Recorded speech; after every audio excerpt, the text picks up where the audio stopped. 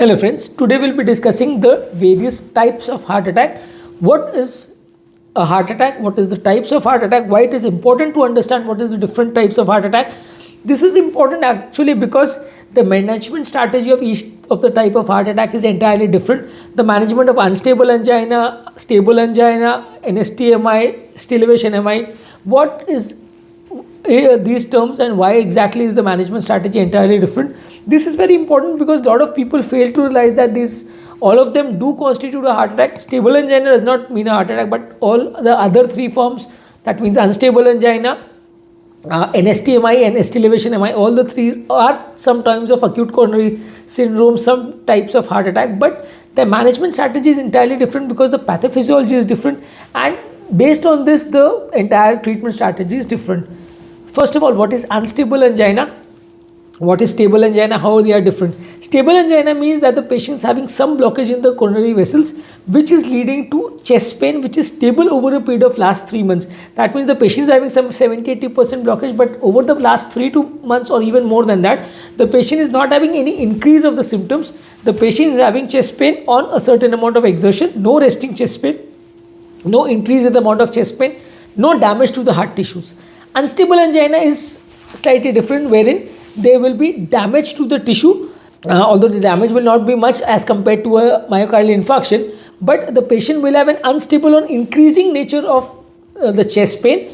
The patient's condition will have deteriorated over the past 3 months, so this will constitute to unstable angina. NSTMI is considered to be present when the patient is having some myocardial tissue necrosis, some tissue damage or tissue is dead in these patients. So the cardiac enzymes or the troponin enzyme will be positive in the patient where the patient is having an NSTMI. The pain will be similar to that of an unstable angina. The ECG changes will be similar to that of an unstable angina, but the patient will have tissue damage in comparison to unstable angina in an NSTMI.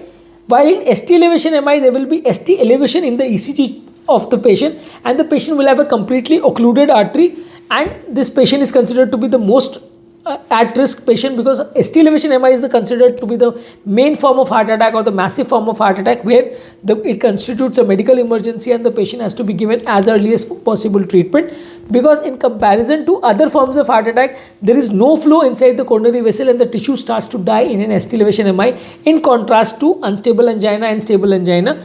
Because unstable and stable angina there will be some 80-90% blockage and the patient will have some exertional chest pain, some pain at rest also might be there, but tissue dead phenomena will not occur usually in a patient of unstable angina. In a patient of ST elevation MI, because the artery is 100% occluded, because of formation of clot, the patient will have a dying tissue, and once the artery gets occluded within the first 30 minutes the tissue starts to die, and over a period of 12 hours the damage continues, and after 12 hours the damage is complete. So whatever damage has to occur occurs within the first 12 hours. That is why emergency management of an ST elevation MI is much more critical as compared to unstable angina, because unstable angina, even if you treat the patient within 24 to 48 hours, the patient's life can be salvaged. Although some risk definitely will be there, because unstable angina patient can also deteriorate very rapidly and develop an ST elevation MI, but the maximum risk will be there in an ST elevation MI because the tissue has started to die and the condition of the patient will keep on deteriorating as the time progresses, because in these cases the artery is 100% occluded and the tissue starts to die. Next most important thing is that in an ST elevation MI, the patient can be given thrombolytic therapy, unlike unstable angina and NSTMI, because unstable angina and NSTMI the patient has a platelet plug which is leading to myocardial damage and tissue damage, but in an ST elevation MI there will be a thrombus plug. So thrombolytic therapy works on a thrombus, that means a red clot.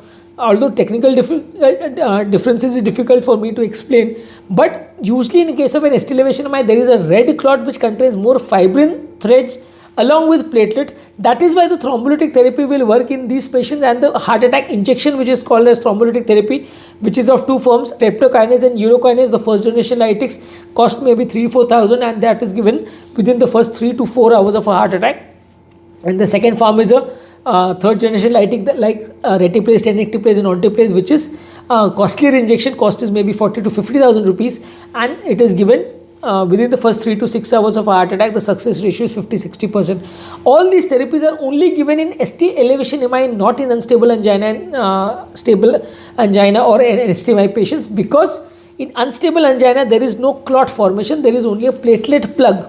That means a collection of platelets, but in which is known as a white clot. In a ST elevation MI there is a red clot because the platelet also has fibrin strands, and this fibrin strand is actually what the thrombolytic therapy acts upon. The thrombolytic therapy will directly not act upon the platelets. It will act on the fibrin strands and it will dissolve the fibrin strand which are holding the platelets together, and once the fibrin gets dissolved, the platelet plug will get dislodged and the artery will open up. So thrombolytic therapy will only work in the case of an ST elevation MI and will not work in the case of unstable angina. Rather, the condition or the patient might deteriorate if at all we are giving an unstable angina or an STMI patient a thrombolytic therapy. So there are studies which have shown that thrombolytic therapy is contraindicated in these patients, because as a reaction to thrombolytic therapy in these patients, sometimes the platelet might increase and the condition might deteriorate.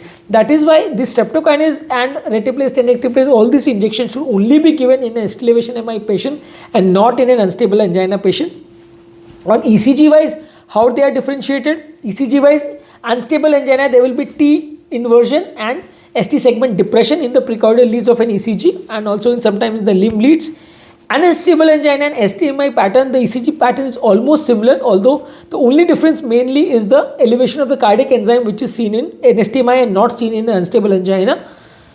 In ST elevation MI, the patient will have an ST segment which is elevated above the baseline. Unstable angina, it is depressed below the baseline. ST elevation MI, it will be elevated above the baseline, and this is considered to be a massive heart attack. In unstable angina, it is difficult to just localize which artery is involved just on the basis of an ECG. But in an ST elevation MI, based on the ECG, you can say which artery is involved, which particular territory is involved to a reasonable accuracy. Echo findings in unstable angina may or may not show tissue damage. Usually in unstable angina, the patient will be having some pain. The tissue which is supplied by that particular artery will be slightly less contractile, but it will not show any tissue damage, or thinning of the tissue will be not seen in these patients as compared to what is seen in ST elevation MI, and to some extent or to a minor extent it will also be seen in an NSTMI patient. But in a massive heart attack patient or ST elevation MI patients, this tissue damage can be seen on an echocardiography also. Echocardiography, the thinning of the wall is more seen as compared to an unstable angina patients. Treadmill test is usually not done in most of these patients. It is only done in stable angina patients sometimes. So that is not considered as a part of the scenario. Cardiac enzymes I have already discussed that ST elevation MI and NSTMI, it will be positive. Unstable angina and stable angina, it will be negative. Management strategy in terms of antiplatelet will be the same, in terms of statin will be the same, in terms of low molecular weight, heparin and other blood thinners, it will be almost the same, but the strategy of thrombolytic therapy will be only seen in ST elevation MI. It will not be used in unstable angina and stable angina patients. Angioplasty is an emergency in ST elevation MI. It has to be done within the next few hours. Every 30 minutes in delay in angioplasty will increase the mortality by 8% in a case of ST elevation MI. Unstable angina and NSTMI, it is not that big of an emergency, although guidelines do recommend that within first 24 hours angioplasty should be done in these patients also, because these patients also can suddenly deteriorate and develop an ST elevation MI. The chances of mortality will be much higher in an ST elevation MI as compared to an unstable angina and NSTMI patients. This we have to realize. So massive heart attack is usually considered when the patient is having a ST elevation MI, although some patients might have a posterior wall MI or a left main MI where the patient might not have ST elevation on the ECG. So just on the basis of ECG, sometimes whether the patient is having a massive attack or a minor attack is slightly tricky to differentiate.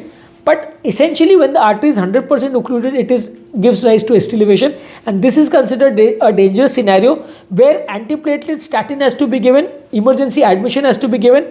If angioplasty is not available, then thrombolytic therapy is given to these patients, and once the condition improves, then if at all the angioplasty is feasible, it has to be done as early as possible. If directly angioplasty is available, that is also done as early as possible.